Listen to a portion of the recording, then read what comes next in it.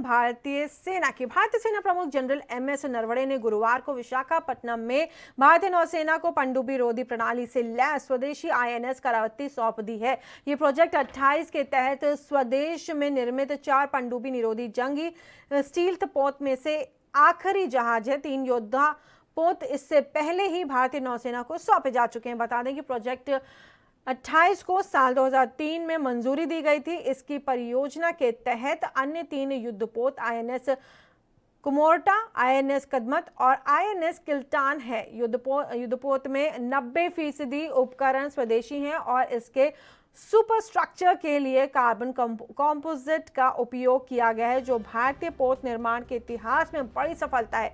वहीं दूसरी तरफ भारत और चीन के बीच सीमा पर जारी तनाव के दौरान मिसाइल परीक्षण में भारत एक और कदम आगे बढ़ गया है। भारत ने गुरुवार को वॉरहेड के साथ नाग एंटी टैंक गाइडेड मिसाइल के अंतिम चरण का सफलतापूर्वक परीक्षण किया है। मिसाइल का परीक्षण सुबह 6:45 बजे, आपको बता दें तकरीबन 6:45 बजे किया गया। राजस्थान के पोखरण फील्ड फायरिंग रेंज में किया गया। इस परीक्षण को नाग मिसाइल को रक्षा अनुसंधान एवं विकास संगठन ने विकसित किया है। Nag anti tank guided missile DRDO की स्वदेश वॉरहेड की सूची में शामिल हो गया है।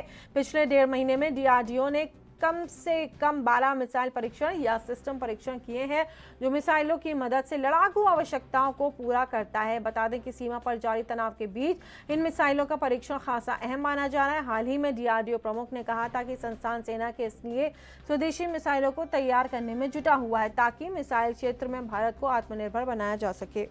पर चर्चा करने के लिए हमारे साथ अनिल गौर, रक्षा विशेषज्ञ, हमारे साथ जुड़ गए हैं।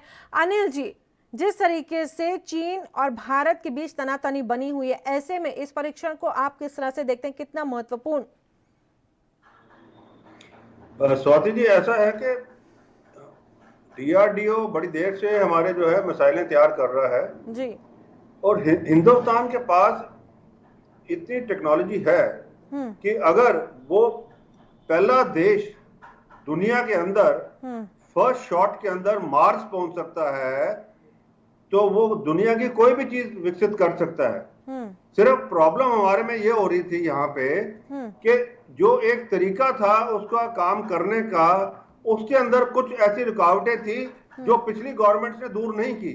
और जब से ये गवर्नमेंट 2000 मैं कहूंगा पहली बार 2014 में आई है, तब से ये उसको बाहर अपने जो उनको DRDO और जो बाकी रिसर्च ऑर्गेनाइजेशन हैं हमारी, वो आत्मनिर्भर के ऊपर करके, एक तो वो, और दूसरा जो जितनी रुकावटें थी उनके अंदर, उन सबको दूर किया और एक क्लियर मैसेज दे दिया कि आपने जो है ये मिसाइलें और ये जितने सारे आपके चाहे गन्स हैं, चाहे आपके दूसरे उपकरण हैं, चाहे आपके फ्रिगेट्स हैं, चाहे शिप्स हैं, सबमरीन्स हैं, ये आपने हिंदुस्तान में बनानी है। क्योंकि जो इसके अंदर कमी आती है उसको बनाने के लिए, क्या वो मेटलर्जी है, क्या उसके मेटलर्जी की टेक्नोलॉजी है, क्या वो उसके ये आपका इलेक्ट्रॉनिक्स की टेक्नोलॉजी है, वो सारी की सारी पब्लिक प्राइवेट पार्टनरशिप के साथ में उसको विकसित करेंगे। और इससे क्या हुआ है कि हिंदुस्तान के अंदर अब आप देखिए, हमारे एक तो मिसाइल प्रणाली जो है वो इतनी सक्षम हो गई है कि दुनिया के अंदर मेरे को लगता है कि हम अब जब अमेरिका, जब आप ऊपर से गिनना शुरू करें, अमेरिका, रशिया और चीन और हिंदुस्तान, अब चौथे पायदान पे हम ऐसे खड़े हुए। और जो हमारे क्रूज मिसाइल है ब्रह्मोस, वो उसका तो कोई भी तोड़ नहीं है किसी भी देश के पास, क्योंकि वो एक क्रूज मिसाइल है, सुपरसोनिक क्रूज मिसाइल है, और ऐसे मिसाइल किसी के पास नहीं है। तो चीजें हैं, ये सारा मैं कहूंगा कि एक हिसाब से अपने ट्रूप्स को वो कॉन्फिडेंस देते हैं।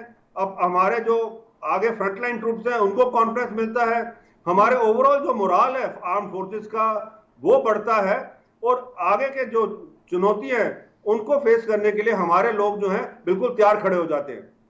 जिस तरीके से आप बता रहे हैं कि हमारी सेना हमेशा सशक्त रहती है, और ब्रह्मोस की भी आपने बात की, ब्रह्मोस का तो कोई तोड़ नहीं है, ये तो तय बात मानी जा रही है। वहीं चीन की जिस तरीके से बार बार चीन को समझाया जाता है, लेकिन चीन है जो समझने को तैयार नहीं। ऐसे में चाहे जल हो, वायु हो, चाहे थल सेना हो, तीनों को ही तैयार कर दिया गया। और अब नाग एंटी टैंक गाइडेड मिसाइल का सफल परीक्षण, चीन को कहीं ना कहीं अब सजग और संभल जाना चाहिए। देखिए, चीन को तो पहले ही संभल जाना चाहिए था, पर एक वो कहते हैं ना, कहावत है कि जब आपके पास पैसा खूब हो, इकोनॉमिक स्टेबिलिटी हो, तो आपका जो ऊपर का जो संतुलन है, मतलब कि दिमाग का संतुलन है, उसको खोना नहीं चाहिए। चीन ने, क्योंकि उसके पास अब इतना वो जो सरमाया आ गया है, उससे जो है उनका जो जीपिंग का जो है, मैं कहूंगा संतुलन जो दिमाग का वो खराब हो गया। एक तो पहले उसने अपने आप को बना दिया है चेयरमैन फॉर लाइफ, जो चीन के किसी भी कॉन्स्टिट्यूशन में, किसी भी उनके पार्टी कॉन्स्टिट्यूशन में नहीं था। दूसरा, उसने क्या किया, ऑपोजिशन के जितने मेंबर थे उनको किसी ना किसी केसेस में फंसा के उनको जेल बंद कर दिया। अब तीसरा क्या रह गया था कि वो ये चाहता था कि भाई चीन के अंदर उसका नाम माओ संघ से भी ऊंचा हो, और वो कैसे हो सकता है, वो है सैनिक कार्रवाई। और आपने देखा साउथ चाइना सी से लेकर लद्दाख तक, और अब अजरबैजान और अर्मीनिया के बीच में भी वो सब जगह अपनी टांग अड़ा के बैठा हुआ है। तो ये जो चीज है, ये चीन को ऐसे नहीं मानने वाला ये। और उसके लिए अब आप देखिए, दुनिया सारी चीन के खिलाफ खड़ी हो रही है, जैसे नाजी हिटलर के खिलाफ, जर्मनी के खिलाफ सारी दुनिया खड़ी हुई थी। और अब आने वाले दिनों में आप देखेंगे कि चीन के ऊपर इकोनॉमिक सैंक्शन भी शुरू हो जाएंगे। और अगर कहीं पे भी ये जो फ्लैश पॉइंट्स हैं, चाहे वो साउथ चाइना सी है, चाहे वो हिंदुस्तान का इधर है, चाहे जापान का है, चाहे ताइवान का है, कहीं पे भी चीन ने अगर ऐसा कदम उठाया तो सारी दुनिया जो है अमेरिका के साथ में, तो सारी दुनिया चीन के खिलाफ खड़ी हो जाएगी। अनिल गौर जी, बहुत बहुत धन्यवाद, आपने समय निकाला और एएनबी न्यूज से आप जुड़े, तमाम बातें आपने रखी कि कितने सफल परीक्षण होना कितना महत्वपूर्ण है भारत के लिए, और उस वक्त जब टेंशन का माहौल हो LAC पर। इस बुलेटिन में फिलहाल इतना ही। देश दुनिया की तमाम खबरों के लिए आप बने रहिए एएनबी न्यूज के साथ।